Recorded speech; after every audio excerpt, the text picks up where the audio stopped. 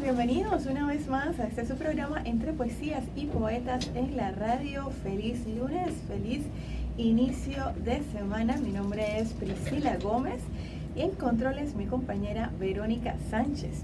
Bueno, Entre Poesías y Poetas es un espacio para dar a conocer el arte, la cultura, la literatura, y por aquí siempre decimos que este arte está en todos lados, no solamente son las pinturas, o es la poesía, o es la música. Todo el que tenga una pasión y la desarrolle, eso lo convierte en un arte.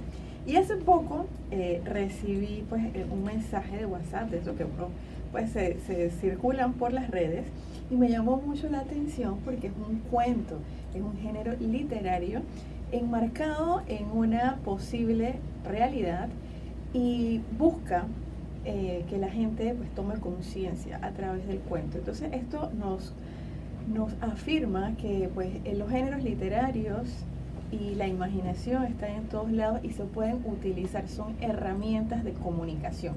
Yo voy a leerles el cuento y después voy a presentar al invitado que tenemos el día de hoy, que ya está acá con nosotros. El cuento, que es una reflexión, aquí siempre iniciamos con una reflexión, se llama Una historia irreal en espiral. Pongan atención. La historia imaginaria de un desastre anunciado, el gran río Caldera, el desarrollo intensivo y un futuro basado en una falsa seguridad.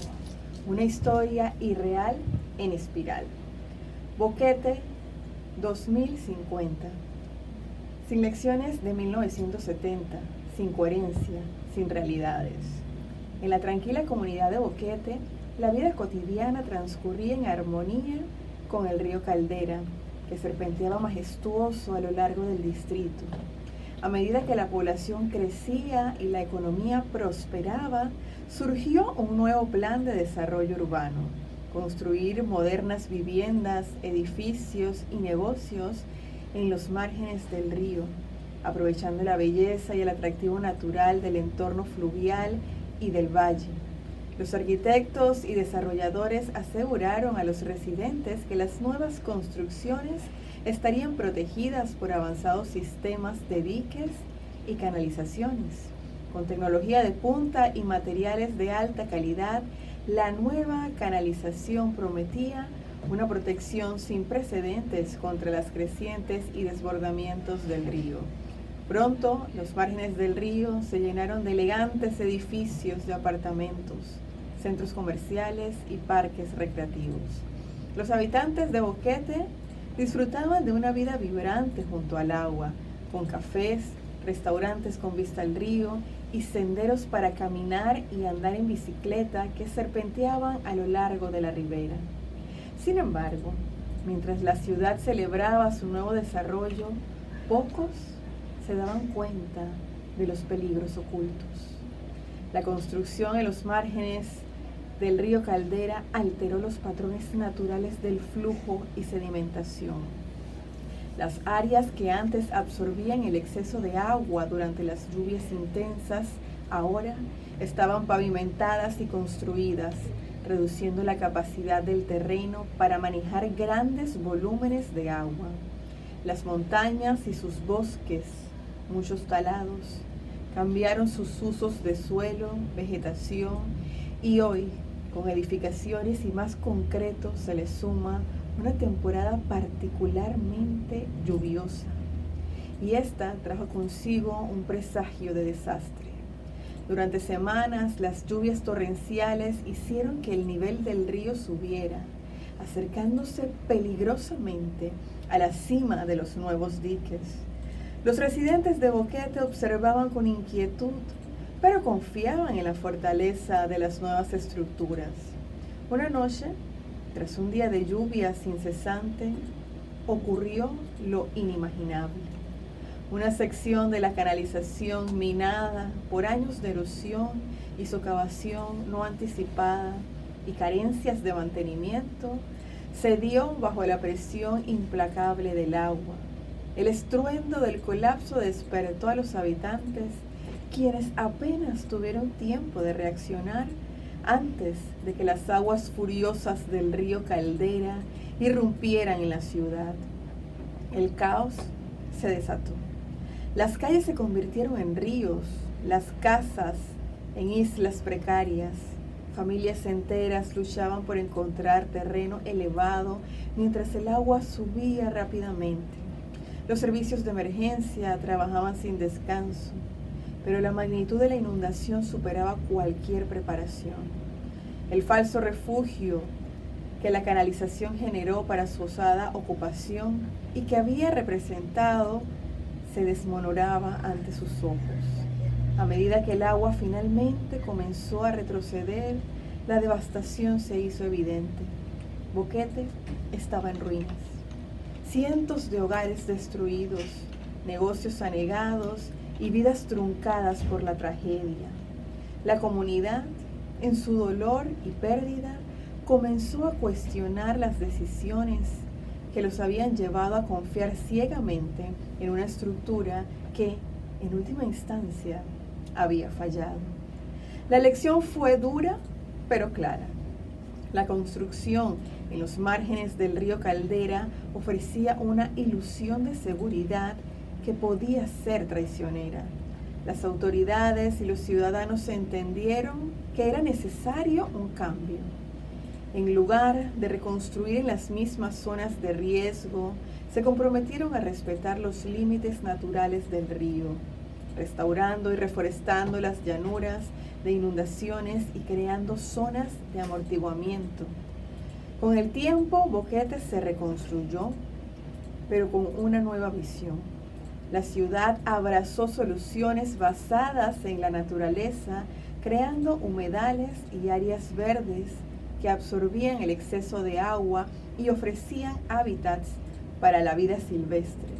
La gente aprendió a vivir en armonía con el río, respetando su poder y adaptándose a sus ritmos naturales. La tragedia de Boquete se convirtió en un símbolo de resiliencia y sabiduría adquirida. La comunidad se transformó, aprendiendo que la verdadera seguridad no residía en tratar de dominar la naturaleza, sino en comprender y respetar sus fuerzas, adaptándose de manera sostenible a los desafíos del entorno. Bienvenido, señor José Donderis, aquí a Entre Poesías y Poetas, el creador de este cuento, relato un poco futurista. ¿Cómo está? Bienvenido. Claro, muy buenos días, Priscila, Verónica, a toda la audiencia chiricana y tras nuestras fronteras, en Boca del Toro, parte de Veraguas y Costa Rica. En efecto, este cuento es un cuento al futuro, es tratando de llamar a la conciencia, a la percepción de los riesgos y cómo debemos llevar nuestro desarrollo respetando el medio ambiente. Nuestros antepasados, hace más de 100 años, que fueron las primeras personas que buscaron la forma de hacer asentamientos fuera de lo que fueron los indios doraces en esa zona, respetaban el margen del río. Incluso los indios doraces respetaban este gran río, producto de sus grandes fuentes. Y en aquel entonces la cobertura boscosa y la masa vegetal era impresionante y existía un equilibrio. En la medida que fueron pasando las décadas y estos quinquenios, se fue urbanizando muchas de estas zonas, pero el primer asentamiento de Boquete se hace en Alto Lino, en la zona más alta de Boquete, y la avenida Fundadores, que es la que está pasando por la parte de atrás, lo que era el Hotel Fundadores, Ocelina, se alejaba lo más al oeste posible del río, producto de que se conocía la furia del río por esas primeras pobladores de Boquete. Y esa furia también se ha manifestado. Sin duda, a lo largo de estos 100 años. Y lo que vemos ahora es un Boquete pujante. Yo me encontraba ayer también en Tierras Altas, ver el desarrollo que llevan estas zonas. Tiene que trabajarse no solamente con una medida estandarizada que a veces creamos para aplicar en todas partes del país.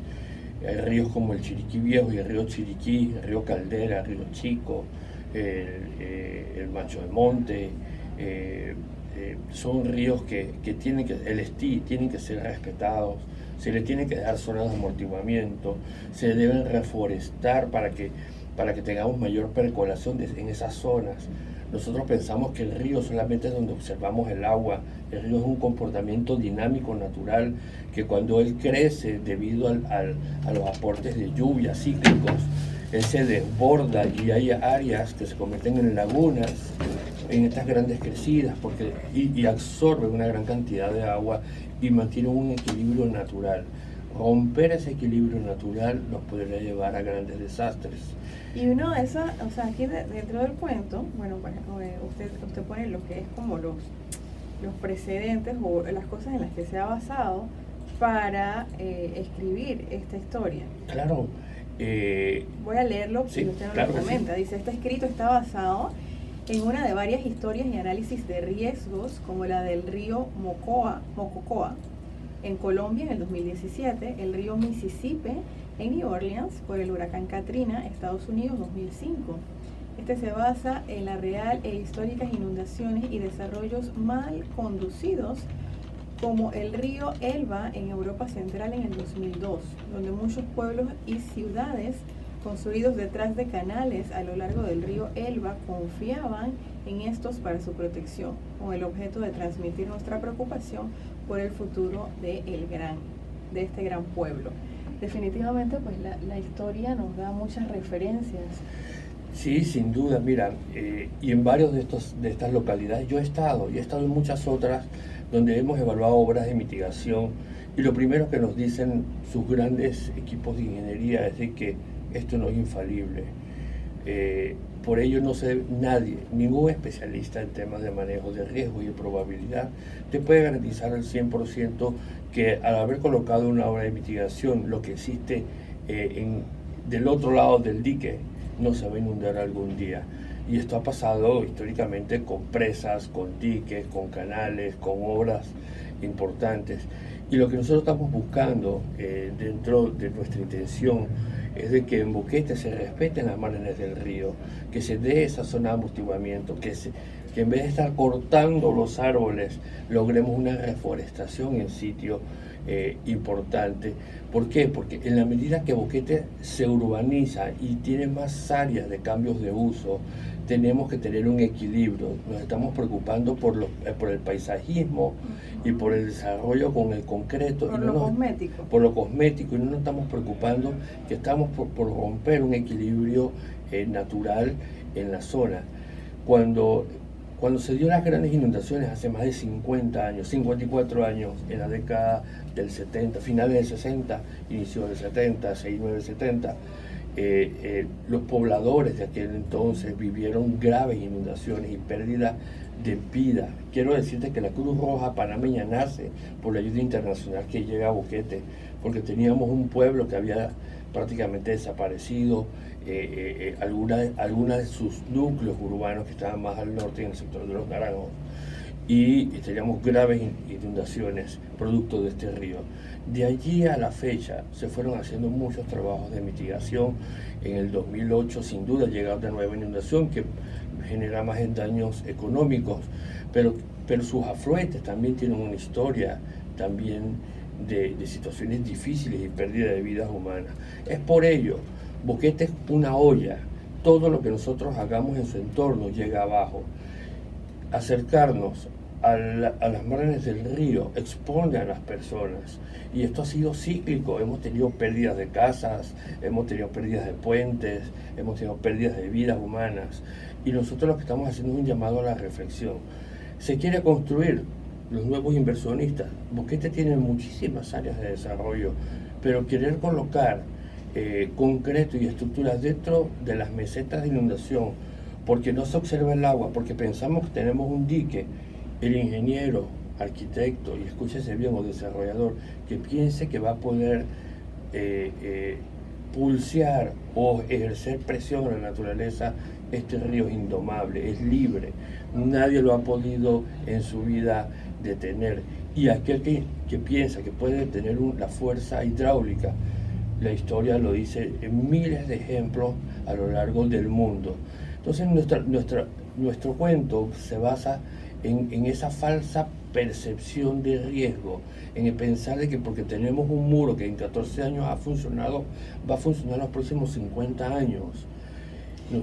Yo quería intervenir, señor Don Deris, y yo creo que nos hace falta escribir la historia, porque no conocemos todos estos episodios por los que hemos pasado, y el que no conoce la historia está condenado a repetirla. Así Entonces nos hace falta escribir, documentar, decirlo de la manera correcta, esta historia de lo que ha pasado con cada uno de los pueblos. Y Así es por es. esto que conversábamos al inicio del programa, que la literatura es una herramienta que se utiliza en todos los campos para poder documentar. Y me encanta lo que ha hecho en el tema del cuento, porque un cuento es algo que generalmente pues se lo leemos a los niños, que Exacto. es algo muy llevadero, es algo con lo que crecemos. Entonces yo había escuchado muchas posiciones en cuanto al tema de Boquete, esto, pero escucharlo en un cuento, ya uno como que pues lo imagina, ¿no? Está más cerca, es más cercano. Sí, es que estuve buscando los elementos para poder llevar el mensaje. Y yo quería hacer una narrativa para que aquella persona lo vieran con otra óptica, lo pudieran comprender. El primer problema de la percepción del riesgo es la comprensión del riesgo. Uh-huh. Y que aquí no es por cumplir la ley, porque muchos dicen, no, que la ley me permite hacer esto o pasé estos procesos.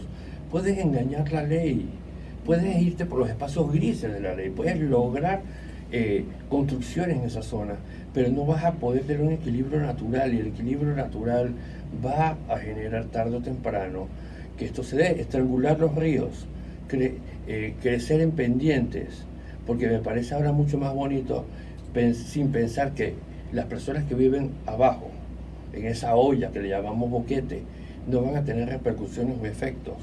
Es falso. Actualmente hay problemas con drenajes pluviales, con estrangulamiento de afluentes del río. Ahora le queremos colocar en las mesetas de inundación del río más infraestructura. Estamos haciendo cambios de uso. Mira, los cafetaleros de Boquete y los agricultores de Boquete trabajaron muchísimo para llegar a un equilibrio de Boquete. Nosotros, cuando pasó esta Illota, Boquete no tuvo mayores afectaciones. ¿Por qué? Porque tenemos un equilibrio con los cafetaleros. Yo le doy gracias a Dios que después de esa crisis de los 90 del café, me acuerdo a don Pachi Serracín, que recomendaba a los cafetaleros que no tumbaran sus fincas a pesar que el café no valía nada. Después vino toda esa transformación a los cafés especiales y las fincas se han mantenido y actualmente muchas familias mantienen una reforestación con el café que da ese beneficio, pero uno de los beneficios que da el café es que mantiene esa filtración y percolación de los suelos. ¿Qué me preocupa a mí? Que hay zonas donde hemos tumbado los cafetales para construir grandes obras turísticas. Y está bien que el turismo esté, pero tenemos todas las variables tienen que ser manejadas, sobre todo si estás deforestando la parte alta de Boquete para construir otras obras y estás cambiando usos de suelo. Esto puede generar que las personas que estén abajo en este desequilibrio sufran un desastre, un desbordamiento, un alud. El pasado mes de noviembre y diciembre se dieron fuertes lluvias en Boquete y en un sector que se conoce como El Salto, una residencia tuvo un alud que las rocas llegaban prácticamente hasta el techo. Estas personas no pierden la vida porque pudieron evacuar y su hijo, que es bombero, estaba en ese momento libre, pero ahí vivían 2 personas ya de la tercera edad. Entonces a esto me refiero yo, que los más vulnerables son los que se van a ver más expuestos si no tenemos un control de desarrollo. Los desastres no son naturales.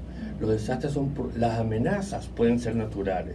Eso me comentaba usted fuera de micrófono, que ya desde hace un tiempo los desastres dejaron de ser naturales. Exacto. Y ahora sí tienen autor. Claro, porque lo que ocurría era de que cuando llegue el desastre todo el mundo va a decir, no, es que llovió mucho, es que fue culpa del huracán, es que fue culpa del río, es que fue culpa de cualquier cosa menos de que se le ocurrió construir o dio el permiso para construir allí. Entonces... Hay que tomar responsabilidad, claro que sí, ¿no? Porque es nuestro ambiente, es nuestra tierra, y a veces yo siento que la gente, pues ahora con todo esto de los medios de comunicación, pues ven las construcciones en Dubái, que hicieron una isla no sé dónde, o que hicieron, y entonces uno como que, puede tener una falsa idea de que eso también se puede hacer aquí, es decir, las condiciones son totalmente diferentes. El pulso, como dice usted también, es totalmente nuestros diferente. bosques tropicales son bosques muy frágiles. Si te das cuenta con este Iota en Chiriquí... Iota fue en el 2020, ¿cierto? En plena pandemia, ¿no? Exacto. Lo que ocurrió fue que llueve 400 milímetros, 1 milímetro equivale a 1 litro de agua por metro cuadrado.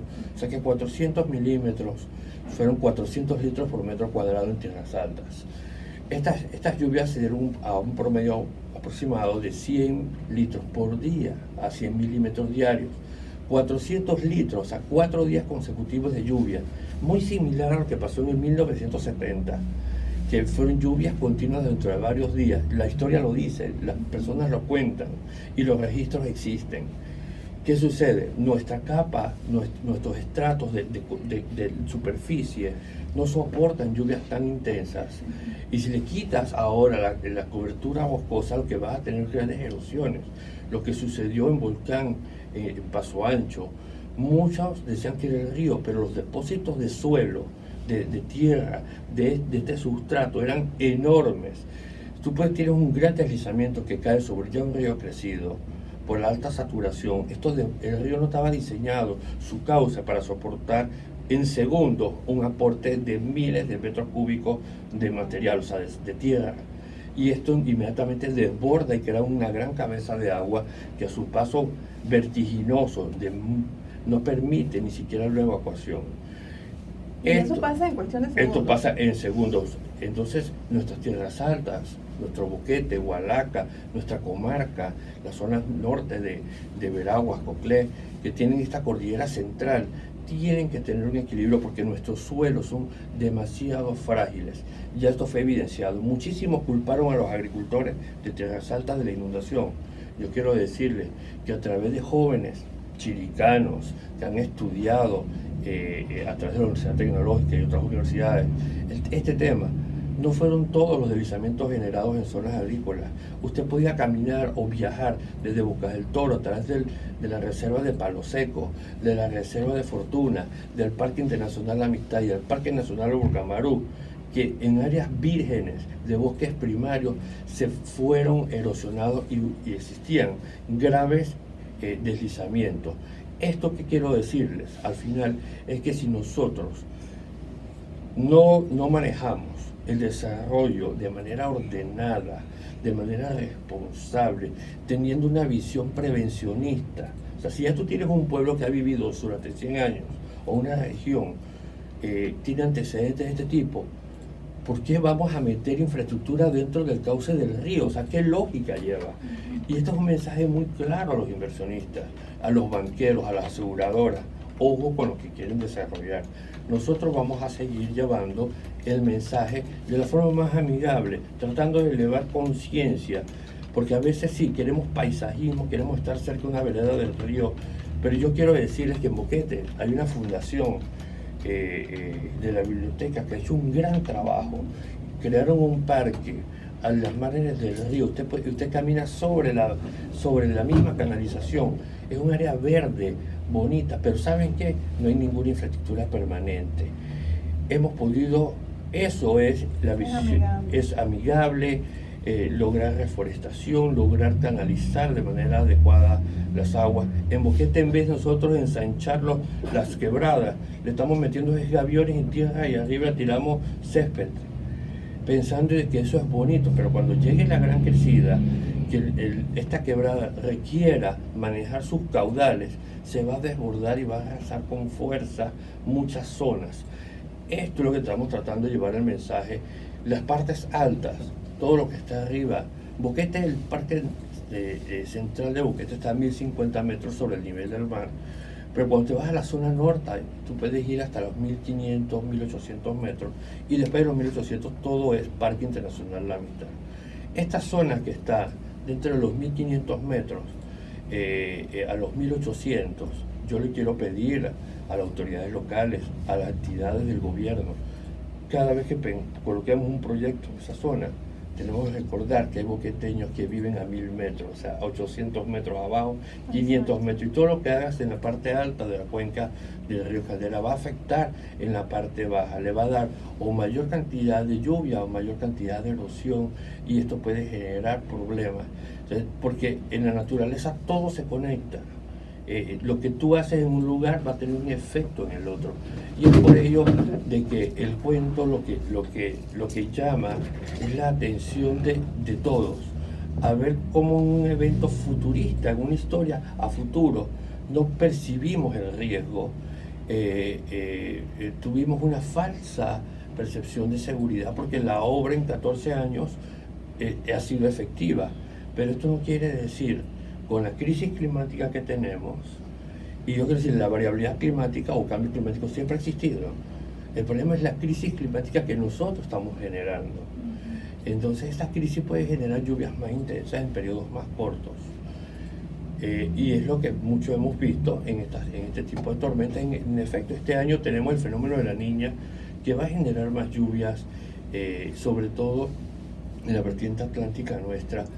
Pero la cordillera central nuestra va a recibir toda la humedad, o sea, nosotros vamos a tener crecidas en tierras altas, de Chiriquí, Comarca, y todo lo que esté en la cordillera central, porque allí va a llegar estos frentes muy cargados y van a depositar sus lluvias. Entonces, ¿qué quiere decir? Tenemos las condiciones dadas, no porque mañana vaya a ocurrir algo, esto puede pasar en 10 años, puede pasar en 15 años, pero nuestra responsabilidad, siendo chiricano, trabajando toda la vida en el tema de prevención, y esto yo lo hago no solamente en Panamá, lo hago internacionalmente, evaluar este tipo de condiciones, y por eso he levantado la voz, por eso he dicho, tengo que ser responsable, tengo que salir a decirle, yo no quiero quitarle su sueño o su proyecto a alguien, solo le estoy indicando, podemos hacerlo en otro lugar, esas zonas pueden, si usted es propietario de ellas, puede hacer otro desarrollo que tiene que ser ecoamigable, que tiene que ir con los niveles, y no expongamos a gente, porque esto es lo que puede ocurrir. Yo puedo hacer una historia muy tétrica, muy a lo desastre y generar temor, pero no, este es un cuento que lo que te lleva es a la reflexión, a un análisis profundo, y que evitemos pasar por una historia difícil. Yo no conozco tantas personas que en sus manos tuvieron que cargar tantas personas que perdieron la vida. Yo tengo más de 35 años en esto, yo no quiero cargar a más nadie. No solamente vamos a ver al lodo, no solamente vamos a ver destrucción, sino que vamos a sentir el dolor de gente que nosotros conocemos, que son familia, amigos o conocidos, perder a un familiar, producto de que no fuimos oportunos. Entonces, por eso yo levanto la voz. En el año 2018 yo traje a Panamá a un señor que fue el que advirtió sobre el desastre del Nevado del Ruiz. Y este señor debe tener ya casi 70 años. Y él, una de las lecciones aprendidas que yo me llevé en su exposición, porque yo quería que Panamá obtuviera esa percepción de un ciudadano que advertía sobre el gran desastre y que no le hicieron caso. Pasó lo mismo que está pasando en Moquete. Algunos dicen, no, donde él está siendo alarmista, va a dañar el turismo del lugar, otros el comercio se va a ver afectado, el desarrollo del lugar, porque el Nevado del Ruiz, en esa zona que están todos estos volcanes, era muy turístico. ¿En qué país está? En Colombia. En Colombia. ¿Y sabes qué ocurrió? Al traer al director de la Defensa Civil colombiana y a este señor, y él me decía, mira José, ojalá, llorando, todavía llora este señor, y me dice, ojalá me hubieran hecho caso, ojalá yo hubiera estado antes llevando este mensaje, y quizás si lo hubiera hecho con más fuerza, quizás si hubiera hecho esto, miles de vidas se hubieran salvado. Él no solamente lo advirtió, fue una de las primeras personas en llegar al sitio, y fue la primera llamada que dice, tenemos el desastre del Nevado. Entonces yo no quiero vivir eso. Yo he dicho, voy a seguir en esta campaña, y también hemos iniciado una campaña que queremos reforestar la cuenca del Caldera, el Chiriquí Viejo, estamos llevando una propuesta de sembrar 100.000 árboles. Vamos a pasar con nuestros anunciantes, que son las personas que hacen posible que lleguemos más cerca de usted, y al regresar de la pausa me cuenta este nuevo proyecto de reforestación.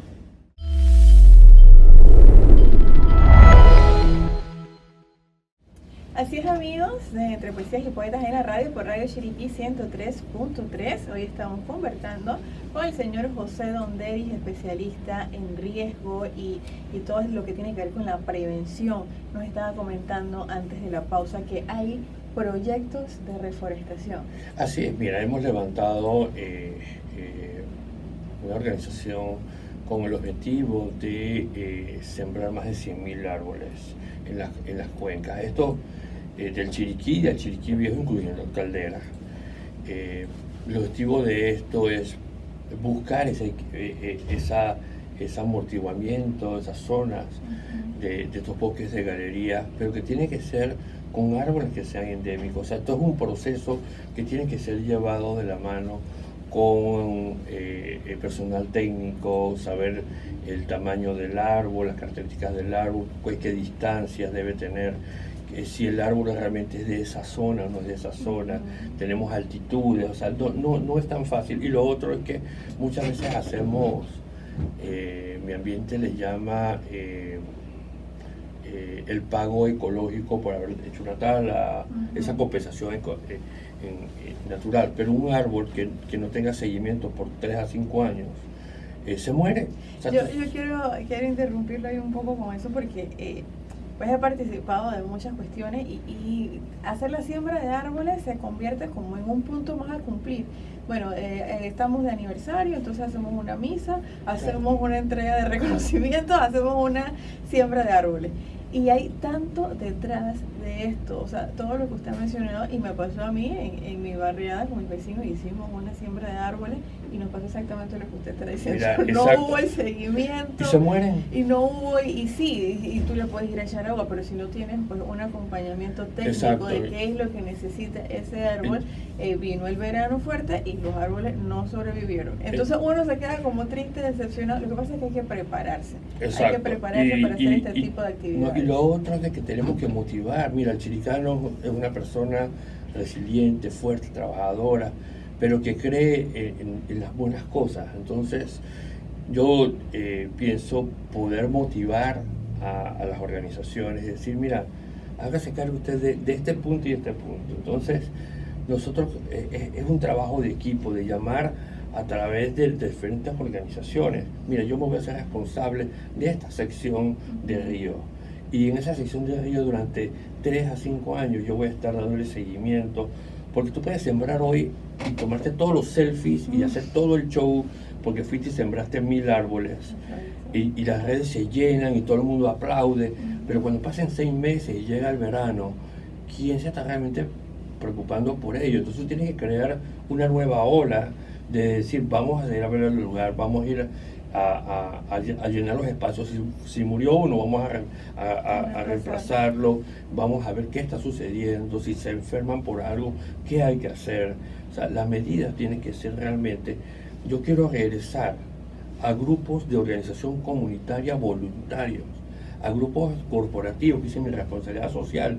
No es por tomarme la foto y decir, yo soy la empresa Donderis S.A. hizo esto. No, yo he sembrado esta zona. Imagínate, ya a esta altura, yo tengo personas del país que me han dicho, mira, Donderis, te donamos 1.000 guayacanes, pero el guayacán no lo puedo sembrar en una cuenca, pero sí lo puedo poner en algunas otras zonas que son de paisajes, de algunas otras zonas que los gobiernos locales lo quieran, las alcaldías, los municipios. Los parques, claro, ese tipo de cosas. También yo tengo otras personas que ya me han dicho, Donderis, tengo 200, 300 árboles que han sido de semillas recolectadas en esta cuenca. Porque no solamente es esto, para iniciar este proyecto necesitamos recolectores de semillas. Entonces necesitamos crear talleres para que las personas sepan qué semillas estamos buscando, qué tipo de árboles. O sea, es un proceso donde niños, adultos, personas retiradas. Yo no puedo creer, mira, en Boquete existen tantas personas retiradas que lo que les falta es saber qué hacer, qué querer hacer. Entonces tú puedes generar huertos de este tipo de árboles y desarrollarlo. Y de esta forma, o sea, todo el mundo quiere aportar a la naturaleza y tener una mejor calidad de vida, pero también ser respetuosos con el ambiente. Entonces las políticas tienen que ser distintas. Yo cuando abro a veces mis redes sociales, lo único que encuentro es politiquería y gente, o sea, cosas que son el deber ser, las queremos volver el show o el heroísmo que no existe. Entonces tenemos que regresar a Chiriquí, a ese Chiriquí de antaño, de trabajo comunitario, de que la gente realmente tenía esa responsabilidad.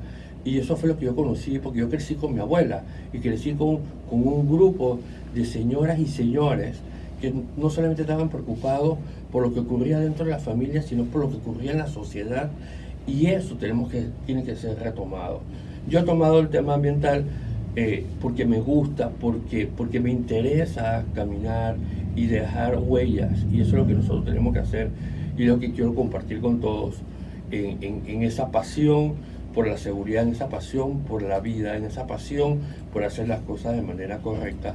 Y lo mejor de todo esto es que esto es apolítico, no interesa de dónde tú eres, porque tenemos problemas.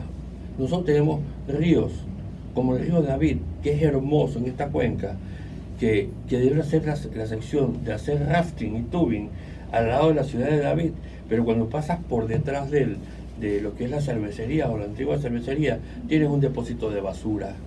Cuando tú llegas a esta zona, nosotros tenemos con las autoridades que encontrar los puntos medios, porque el futuro de Chiriquí, hoy, cuando tú vas a las islas del Pacífico, cuando tú vas a Punta Burica, cuando tú llegas a nuestros pueblos con sus fiestas tradicionales y vas a Tierra Alta, somos un conjunto, nosotros somos el destino, se llama Chiriquí, el destino no se llama Boquete, no se llama Volcán, es una sola firma que se llama Chiriquí, y Chiriquí tiene que ser mostrada como el occidente del país, y de esa misma manera tenemos una relación muy cercana con los hermanos Nove, que hoy por hoy, después de la pandemia, todo el mundo quiere ir a las cascadas Quiquí, todo el mundo quiere ir a los otros pueblitos que ellos tienen, y se está desarrollando Chiriquí, Boca y comarca. Entonces nosotros tenemos que ser forjadores de una visión mucho más amplia e integradora, porque nos comunicamos. Porque si hablamos de términos financieros, desde que tú cruzas Costa Rica, esa frontera que está a 38 kilómetros, probablemente en la ciudad de David, te encuentras una maquinaria turística importante que compite con nosotros. Entonces no puedes tener un país que está trabajando constantemente en la reforestación como ellos, y nosotros lo que queremos es construir desmedidamente. Yo quiero decir a los desarrolladores, a nuestros arquitectos y a nuestros ingenieros, ¿hasta cuándo vamos a seguir haciendo urbanizaciones de casitas de 400 por 400 metros? Donde no se pueden sembrar ni un árbol, las personas no pueden tener un árbol de mango, aquí no pueden sembrar ni nance, que es chiricano, entonces ni el aguacate. Y entonces después pasa lo que estamos viendo ahora con el marañón, que va desapareciendo. Vamos desapareciendo. Va desapareciendo las especies. Entonces esto no se llama vida, o sea, construir de esa manera, eso genera tensión, genera el estrés, entonces tienes un montón de cosas, pero esto parte desde allí, donde las autoridades sí. ¿Por qué estás construyendo a 400 metros cuando Chiriquí es tan amplio? Entonces, no, porque es más económico, por favor. Y la calidad de vida y la enfermedad, su salud mental y todo lo demás. Entonces creamos parquecitos que nadie usa y se llenan de basura y se llenan de maleza. Entonces nosotros es mejor crear bosques en esta zona. Y que yo preferiría esto y crear un buen parque central para niños y para la familia, como es el Parque Omar en Panamá, y que se comience a cambiar el modelo de gestión y urbanismo, porque creo que nos estamos equivocando. O sea, aquí todos los que han podido viajar a Europa se dan cuenta que Europa cada vez está más verde. Están sacando el concreto para meter más árboles, y porque se han dado cuenta a lo largo de los años, de las décadas, de que tienen que regresar al antes. Nosotros tenemos que proteger lo que tenemos, porque podemos romper ese equilibrio, que es lo que me preocupa, y cuando se rompe el equilibrio llega el desastre, y no podemos dejar tampoco de que los chiricanos y nuestros abuelos y nuestros padres protegieron a Chiriquí, y que ahora, porque Chiriquí comenzó a tener una plusvalía producto del turismo, puede venir cualquier turista externo a decir, ahora quiero hacer un comercio inescrupuloso, sin estudio y afectando a los que estuvieron antes por 80 o 100 años. Cuando usted camina por las familias de boqueteños que viven a lo largo de ríos y quebradas, pregúntele a las inundaciones. Y ellos te van a decir, mi papá dijo esto, mi mamá dijo esto, mi abuelito decía esto, o yo ya viví esto. Entonces, la voz de esto no es cumplir leyes, es cumplir con una sociedad, de saber que tenemos una responsabilidad dejada por nuestros ancestros para que nosotros tuviéramos este boquete bonito o este Chiriquí emprendedor, que todo el mundo se quiere venir para Chiriquí, todo el país se quiere venir para Chiriquí, pero no todo el mundo se va a poder venir a Chiriquí, porque si no vamos a romper ese equilibrio. Y bueno, y eso es parte, ese equilibrio que ya nosotros lo hemos visto. Yo ya cuando voy a Boquete, ya yo no llevo abrigo. Exacto. Ya, o sea, ya Boquete no hace el frío que hacía hace 20 años. Exacto. Entonces son cosas como estas actividades, el avistamiento de ballenas, que se da en nuestro golfo, se da porque las ballenas vienen a parear a sus crías. Entonces, si tú colocas ahora mismo una sobresaturación de visitas a ellos, las ballenas se van a ir. Entonces podemos perder. Entonces, todo tiene una capacidad de carga ambiental. El tema, mira, que no hemos hablado ni siquiera de servicios básicos, porque porque esto tiene su gente. Yo lo único porque yo quiero centrarme en el tema del manejo del riesgo y del equilibrio ambiental y la sostenibilidad ambiental que nosotros tenemos. Yo recuerdo a un gran amigo y que es un mentor y que es una persona que respeto muchísimo, que es el profesor Demetrio Miranda, que fue uno de los gestores con el tema del volcán Barú, de ese parque nacional. Yo quiero decirle, conozco a su hija, conozco a su nieto, de muchas luchas, la lucha que se hizo frente a la carretera norte del volcán Barú, una posición férrea, y se hizo por la carretera, todo lo que fue el Ruta Sur. También cuando se quería colocar una hidroeléctrica en el río Caldera. También por la ruta de los Quetzales. La ruta de los Quetzales. O sea, yo creo que nosotros, y ahorita voy a tocar un tema de la ruta de los Quetzales, los chiricanos tenemos que levantarnos en pie y pedirle a nuestro ministro de Ambiente, queremos todas las personas que operan turismo de esta provincia, queremos la ruta de los Quetzales abierta, es la ruta, el sendero más importante de la provincia. Pero está cerrada, está cerrado todavía. Después de pandemia fue tenemos 5 años sin sendero y los equipos de turismo. Verónica quiere intervenir. Sí. Ella se emociona con estos temas. Porque yo amo, si hay un sendero que a mí me encanta es el sendero de los Quetzales. Por mucho tiempo pude pasearlo y es bellísimo estar ahí, te transmite una paz. De hecho, recuerdo que en pandemia un grupo de personas voluntariamente decidieron labrar parte del camino, cosa de que viniera alguien e hiciera el resto. Claro. No se hizo, lamentablemente. Entonces todavía por eso es que sigue cerrado y hay muchísimas personas como yo con ansiedad de querer volver a este lugar que es tan icónico.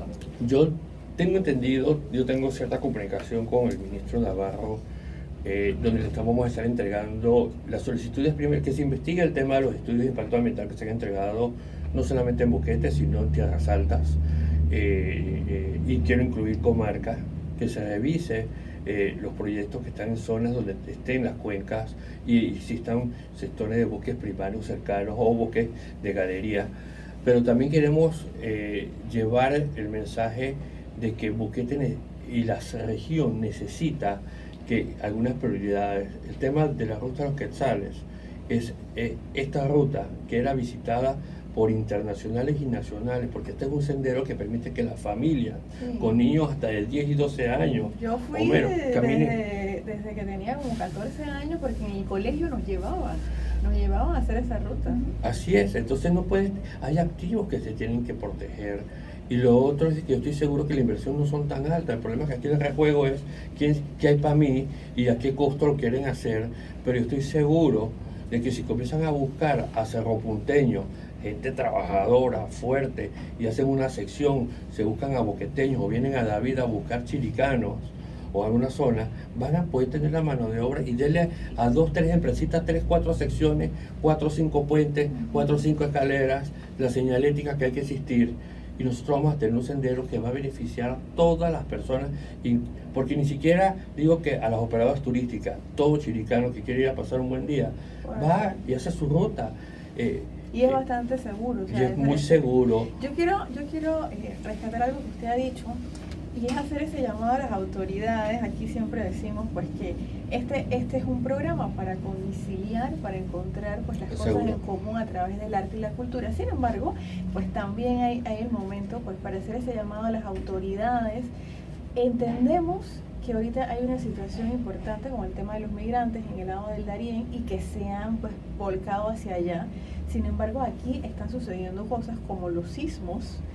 Claro. Y necesitamos que las autoridades vengan y evalúen nuestras estructuras, que evalúen, o sea, cuáles son las decisiones que se tienen que tomar y cuál va a ser el plan en su próximo quinquenio, que ellos van a estar liderizando estos ministerios. Estamos hablando del Ministerio de Ambiente, el Ministerio de Cultura, y yo no puedo dejarlo ir, señor Donderi, usted que sabe tanto del tema de riesgo, sin que nos dé pues esas recomendaciones a la comunidad chiricana con estos últimos eventos de sismo. Tengo entendido que se prevé que esto siga pasando.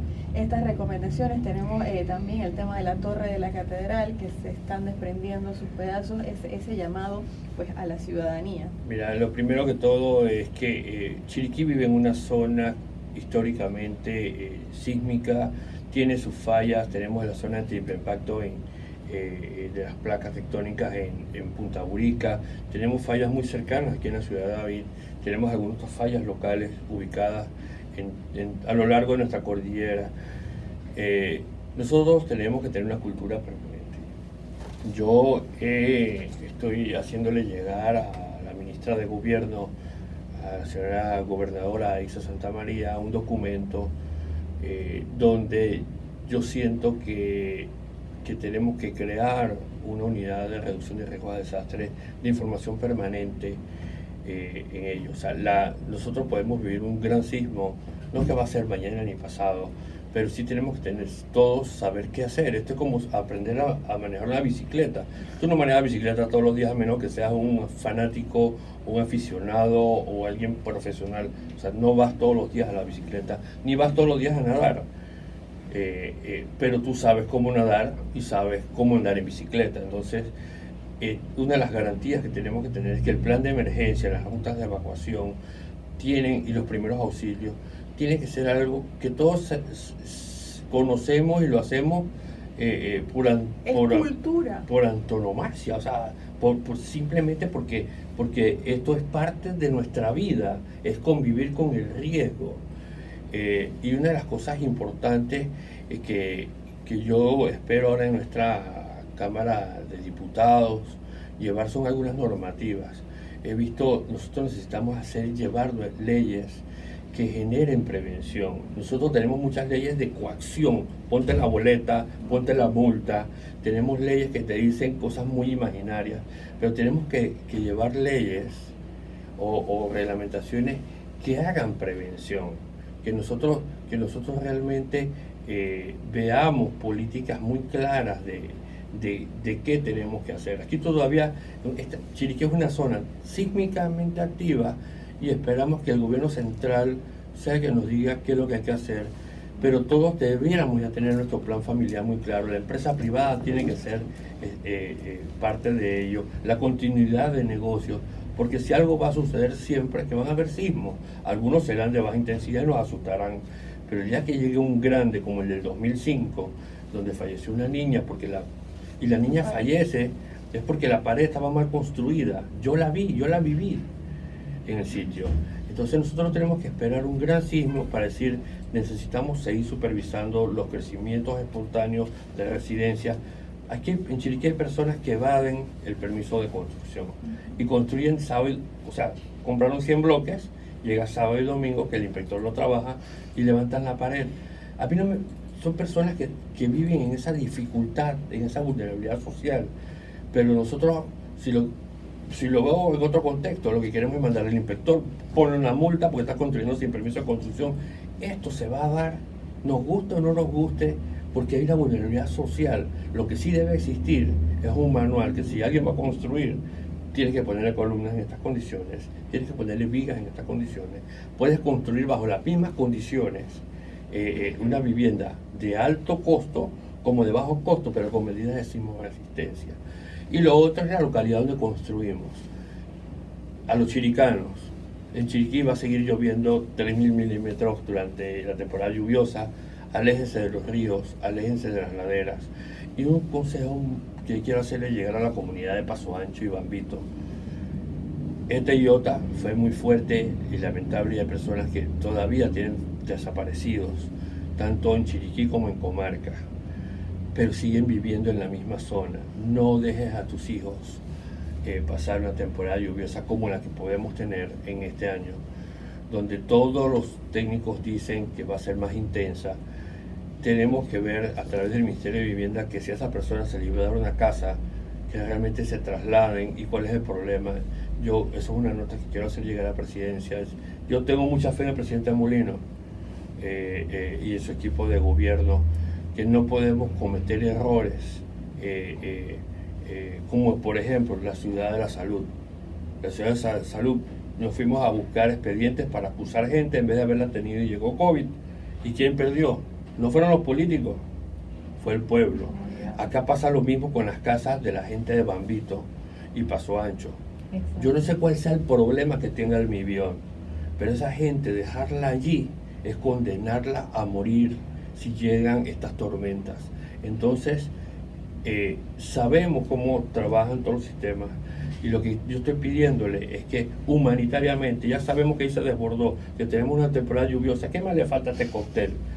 Día y hora. Entonces saquemos a esta gente de allí, y que esas zonas, esas tierras no tienen que ser expropiadas. Esa gente puede tener sus bodegas, sus secadores de agrícola, pueden tener los depósitos de ellos, pero sabemos que ahí no va a haber niños, que no van a haber adultos mayores, que no van a haber personas expuestas a esa condición. Yo recuerdo una historia muy triste de una madre cuando se dio una fuerte lluvia en las nubes. Eso me tocó a mí entrando en el 2014, donde tuvimos 9 niños fallecidos y 3 adultos, donde la madre estaba con 2 de sus hijos y hablaba con su padre, y por teléfono le decía: ya no puedo salir.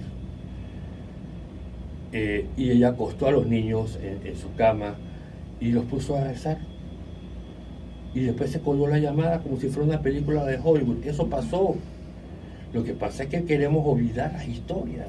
Bueno, y eso es parte también de lo que conversábamos al inicio, lo importante que es documentar esto, y es importante también. Yo tuve la oportunidad de dirigirme hacia los diputados que fueron electos aquí en Chiriquí, y yo les decía a ellos que yo esperaba que en este próximo quinquenio el renglón de cultura fuera mucho más discutido, porque al final del día el tema del juega vivo no es algo exclusivo de la clase política, está en todos lados. Lo mencionaba usted: construye el fin de semana porque ese día no viene el inspector, hago este tipo porque soy más vivo, pero al final es un tema cultural, y es un tema que tenemos que atacar de raíz. No sé cuánto tiempo tenemos, pero quiero tocar el tema de la Verónica, catedral. yo creo que nos puede dar unos minutitos, ¿verdad? La catedral. Los chiricanos, así como la torre de Panamá es el símbolo de todos los panameños, la catedral de nosotros aquí en Chiriquí está en riesgo de colapso. Y está en riesgo de colapso no por los sismos, está en riesgo de colapso por la ausencia de atención y responsabilidad de todos los chiricanos. Esa torre de esa catedral representa la organización de nuestros ancestros, de los primeros chiricanos que llegaron aquí y dijeron: vamos a echar esta tierra con la fuerza del chiricano al desarrollo. Los sismos se han dado durante la historia de esta torre, y no es posible que en este momento yo vea a un comité tratando de luchar con centavos para ver cómo hace. Veo un Ministerio de Cultura que dice: no hay presupuesto. Señores, tenemos un presidente que es chiricano, que hay que decirle: señor presidente, esto representa, este es el emblema de Chiriquí, esa torre nos pertenece. Entonces aquí hay que estabilizar, apuntalar esa torre desde su base hasta su parte superior. Esta torre tiene que ser inyectada con productos que que fortalecen su estructura, porque quizás algún día ella caiga o caiga parcialmente, pero nosotros hoy tenemos que estar organizados. La Cámara de Comercio, esto es un símbolo nuestro. A los diferentes grupos, los Rotarios, los Leones, los grupos cívicos, todos deberíamos estar realmente preocupados, porque probablemente lo que nosotros, la torre sí requiere un presupuesto, pero la torre no necesita dinero, necesita atención y necesita que nosotros prioricemos las cosas. Es un símbolo nuestro. Nosotros tenemos no solamente que vivir con la parte económica, sino con la parte honoraria de que somos chiricanos. Que eso se caiga va a ser y que no hagamos nada porque por evitarlo, eso va a ser como decir, estás manchando tu orgullo como chiricano. Y esa torre, sin duda, actualmente ha tenido algunos desprendimientos. También no he visto ningún estudio técnico a profundidad. Nosotros tenemos una universidad tecnológica, tenemos las otras universidades que también tienen carreras técnicas, que se han podido preocupar, y esto es importante, y le digo esto a los rectores y a las rectoras: enviemos a nuestros estudiantes a hacer investigación, busquemos propuestas, levantemos esa sensación, tenemos que protegerla. La iglesia tiene que ser enérgica, no puede perder esa torre. O sea, aquí ha venido el embajador de España en Panamá, aquí ha venido Raimundo y todo el mundo. Entonces, menos las autoridades. Menos las autoridades, porque no las hemos visto y las estamos esperando. Claro. Realmente hacemos ese llamado y justamente en ese orden de ideas, señor Donderi, este miércoles nosotros vamos a estar grabando el programa desde la Vereda de la Educación, Rafael Benítez, teniendo como fondo la Torre de la Catedral, y es una protesta cívica artística donde pues vamos a tener diferentes artistas pues brindando su talento y haciendo ese llamado hacia las autoridades y hacia la comunidad, porque es importante lo que usted ha dicho, la comunidad tiene que involucrarse. Aquí hay un joven que es uno de los arqueólogos y personas que están en el tema de bienes patrimoniales de Panamá y de la región, que el joven es apellido Mendizábal, chiricano, de padres chiricanos, que trabaja en todos los proyectos nacionales, que yo estoy seguro que si este joven, nosotros le hacemos llegar esto, porque Panamá la Vieja ha tenido que pasar por restauración y por muchos procesos. Entonces es un tema de saber qué es lo que hay que hacer técnicamente, acercarse a INAH y a todas estas organizaciones y que realmente se preocupen. Pero nosotros los chiricanos somos los primeros que tenemos que estar preocupados por ello, porque creo que perder la torre, después nuestros hijos, nuestros nietos van a decir, ¿qué hiciste tú por esto? Exactamente. Bueno, y con ese mensaje, sí, ahora sí no tenemos tiempo para más. Muchísimas gracias, señor Donderi, por acompañarnos. Bueno, le incentivamos a que siga pues por medio de estos géneros literarios creando esa conciencia. Seguro. Y más que todo en los niños, que son los que nos enseñan. Ellos nos enseñan mucho. Así que muchísimas gracias. Y bueno, lo dejo en compañía de Verónica Sánchez en más de Radio Chiriquí 103.3. Hasta mañana.